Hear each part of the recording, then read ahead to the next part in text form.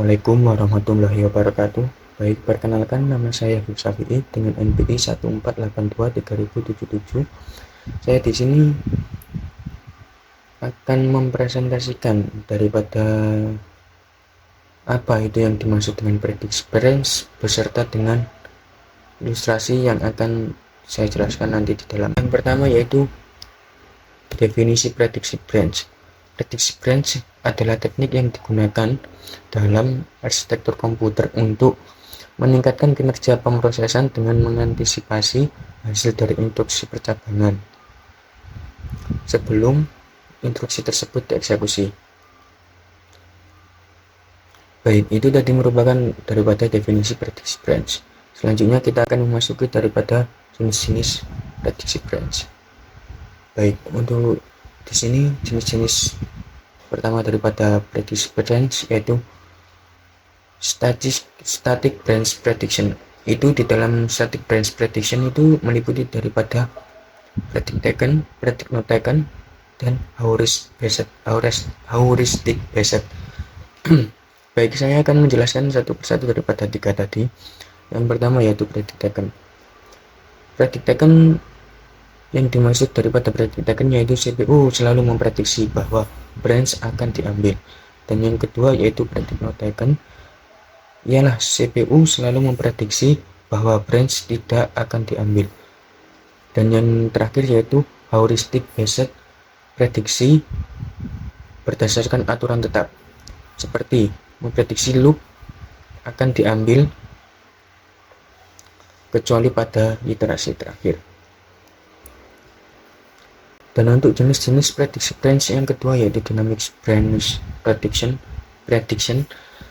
yang mana itu meliputi yang pertama one bit prediction, kedua two bit predictor, yang ketiga correlating predictor, dan yang keempat atau yang terakhir hybrid predictor. Baik, yang pertama tadi one bit predictor. One bit predictor ialah menggunakan satu bit untuk mencatat apakah branch diambil atau tidak diambil terakhir kali. Dan untuk yang kedua yaitu two bit predictor, yaitu menggunakan 2 bit untuk mencatat sejarah dari 2 eksekusi sebelumnya. Lebih tahan terhadap prediksi yang salah dibandingkan 1 bit predictor.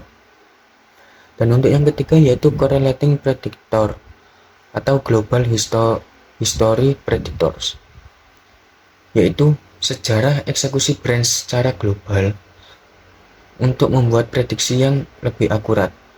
Dan untuk yang terakhir atau yang keempat yaitu hybrid predictor, yaitu mengkombinasikan beberapa teknik prediksi untuk mendapatkan hasil yang lebih baik. Baik, dan untuk slide selanjutnya yaitu alasan mengapa prediksi branch itu sangat penting.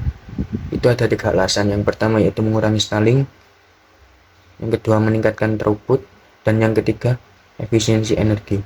Baik, kita akan membahas yang mengurangi stalling. Yang pertama, prediksi branch yang akurat dapat mengurangi jumlah stalling ataupun penundaan dalam pipeline eksekusi CPU. Dan untuk alasan yang kedua yaitu meningkatkan throughput. Dengan prediksi yang akurat, CPU dapat mempertahankan throughput yang tinggi dikarenakan dapat terus mengeksekusi instruksi tanpa interupsi. Dan yang ketiga yaitu efisiensi energi. Mengurangi kesalahan prediksi juga membantu mengurangi konsumsi energi karena CPU tidak perlu mengulang eksekusi instruksi yang salah.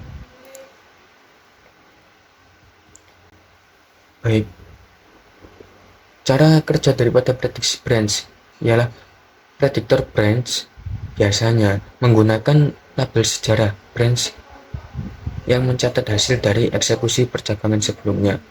Dan berikut adalah contoh implementasi prediksi branch, yaitu seperti misalkan ada loop dalam program yang dijalankan sebanyak 10 kali. Predictor branch mungkin memprediksi bahwa loop akan terus diambil hingga eksekusi ke-10. Setelah itu akan memprediksi bahwa loop tidak akan diambil jika prediktor menggunakan 2 bit. Ini memungkinkan CPU untuk belajar dari dua hasil terakhir untuk membuat prediksi yang lebih baik pada literasi berikutnya. Baik, seperti itu. Dan untuk selanjutnya kita akan memasuki pada sesi penjelasan gambar yang mana saya sudah cantumkan dalam presentasi berikut. Baik, penjelasan gambar di samping merupakan diagram dari skema prediktor branch 2 bit yang digunakan dalam arsitektur prosesor untuk memprediksi apakah suatu instruksi cabang, yaitu branch, akan diambil atau taken atau tidak diambil ataupun not taken. Prediktor 2 bit itu memiliki 4 step, yaitu yang pertama strongly taken, prediksi diambil kuat, dan yang kedua weakly taken, prediksi diambil lemah, dan yang ketiga weakly not taken, prediksi tidak diambil lemah, dan yang terakhir atau yang keempat yaitu strongly not taken, prediksi tidak diambil kuat. Baik, selanjutnya kita akan memasuki daripada penjelasan diagram gambar yang tadi. Yang pertama yaitu lingkaran. Setiap lingkaran memiliki satu state.